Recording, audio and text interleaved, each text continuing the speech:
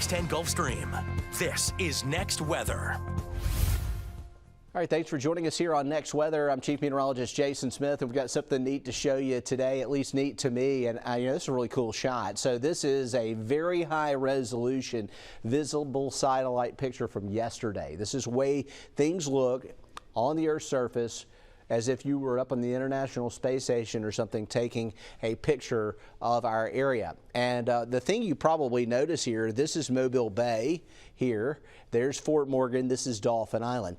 And look at all this brown stuff. This is muddy, muddy water coming down the river delta out into the bay and all the way out into the Gulf, stretching out about 50 to 60 nautical miles. And you can see the same thing is happening off the coast of Louisiana. And these are clouds here, but that's muddy water coming underneath the clouds coming out the Mississippi River. We've got another shot, and this is from today. It's not quite as much of a high resolution shot, but it shows the same thing. Muddy water coming down the bay out into the Gulf, and also muddy water coming down the mouth of the Mississippi River. So where does all this water come from? Well, you have to look at the entire watershed. This is not local rain. If you can remember, we haven't had a lot of super heavy rain in Mobile and Pensacola lately, and over the last 30 days we've only measured about 3 to 4 inches of rainfall here locally. But these rivers that end up in Mobile Bay start in Mississippi, northern Alabama, and Georgia. And if we look up from Montgomery and up across the Black Belt and up to the north of Tuscaloosa here,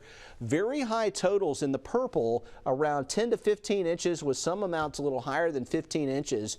And a lot of that ended up in Mobile Bay. It just takes a little while for the water to make it down the river. So if you can think about it in terms of a watershed, this is where the water comes from that ends up in Mobile Bay. This is the entire basin for the Mobile-Tensaw Delta. It includes the Tombigbee River, which actually goes up into parts of Mississippi. It includes the Alabama River, the Cahaba River, the Warrior System, the Coosa, the Tallapoosa.